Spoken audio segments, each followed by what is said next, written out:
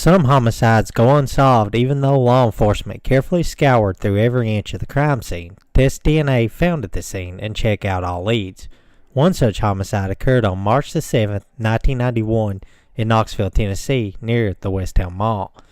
Pauline Lucille Roach George would leave her place of employment, drive to her Kingston Hills home where she would be tortured to death.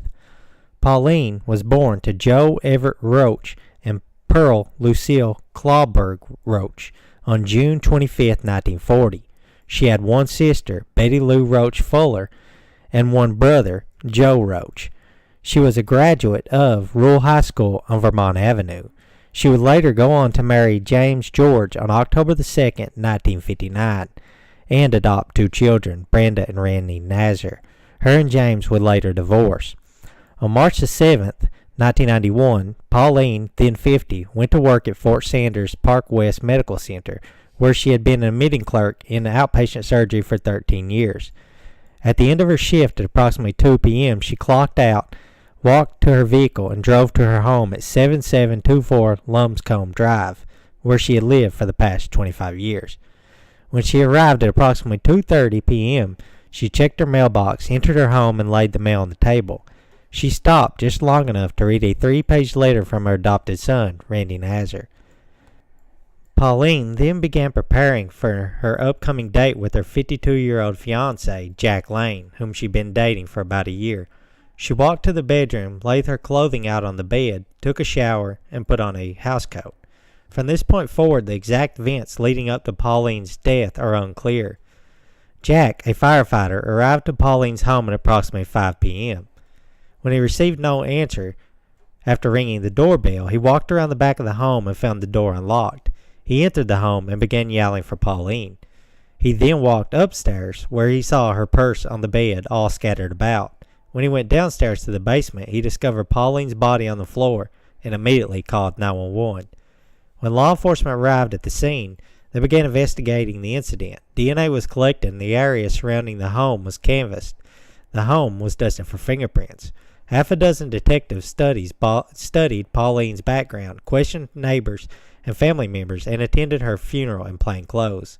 The autopsy report revealed that Pauline had suffered multiple stab wounds, had been brutally beaten, and bled to death in her children's playroom. Lieutenant Larry Johnson with the Knox County Sheriff's Office said Pauline had fought off her attacker. She had self-defense wounds to the hands and arms that were consistent with blocking blows. In 1992, detectives believed Pauline had been sexually assaulted and robbery was not a motive. In 2016, WBIR reported that detectives said there were no signs of sexual assault and robbery may have been a motive. There was some speculation that Pauline had stopped at a West Knoxville health club to exercise before returning home, but this was never confirmed. While Knox County detectives remain adamant that they've done as much as possible to solve George's case, her family suggests otherwise. At the time, the Knox County Sheriff's Department had no forensic unit, so Knox County detectives were forced to collect their own evidence. George's sister, Betty Fuller, and her cousin, Jan Tobler, believe investigators botched the case. Tobler labeled the crime scene an absolute disaster. She went on to say, "There were a lot of people in and out of that house the whole time." Retired Knox County Sheriff's Office Lieutenant Larry Johnson was the head of Major Crimes Unit at the time. He insists the crime did not go unsolved for a lack of effort. He blames the lack of tools and inefficient DNA testing for the case remaining unsolved.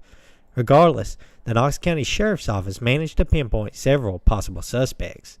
There's a good chance that the KCSO closely examined Randy Nazar and Jack Lane as potential suspects. The contents of the 3-page letter from George's adopted son remain unknown. Jack Lane discovered the body. Both were likely pinpointed as possible suspects, but both have apparently been cleared. On the day of George's death, some neighbors reported seeing an older green pickup in George's driveway. Investigators eventually tracked the automobile down to Philip Wayne Matthews. Matthews was well known to local authorities. He had been arrested multiple times and was on parole for several robbery convictions. In December of 1984, Matthews was arrested for drunk driving. In April of 1985, he was arrested once again for robbery. Matthews was arrested once again for assault and battery in March of 1985.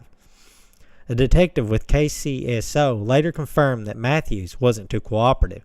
It was also revealed that he had purchased spray paint and painted his truck a completely different color. While authorities were able to put Matthews in the area collecting scrap metal, they were never able to accumulate enough evidence to hold him. Could the railroad killer, Angel Matrino Resendez, be involved? The Mexican serial killer was suspected in as many as 23 deaths throughout the United States and Mexico during the 1990s. Resendez took his first life in Bexar County, Texas in 1986. He eventually traveled and killed in Lexington, Kentucky and Carl, Georgia. With railroad tracks running behind George's house, there's a slim possibility that Resendez could be responsible. Since nothing was stolen, it is unlikely he was involved. Angel Matruno Resendez was ultimately executed on June 27, 2006. Whoever was involved would have had a significant amount of blood on their clothing. If the family is correct, the door would have been locked. This would have meant George probably knew her killer and let them inside. Detectives claim that the garage door was unlocked. They admit George might have opened the door to her killer. However, they believe she confronted her killer on the landing and went down into the basement before being attacked. A former detective admitted, "We questioned the boyfriend extensively and cleared him." He went on to say, "We questioned her son several times." Detectives have pinpointed several good suspects, but all leads have eventually gone cold. They've also attempted to reignite the case several times over the years to no avail. In 1991, Knox County hit a record for 35 murders. Also that year, 50-year-old Ruth Eileen Meredith was beaten to death at her South Knox County home. At the time of Meredith's death, there was a number of burglary rings operating in the South Knoxville area. The case remains unsolved, and it is unknown whether or not the two cases could be linked. Today, Pauline George's family are still waiting for answers. No murder weapon was ever found, and justice was never delivered.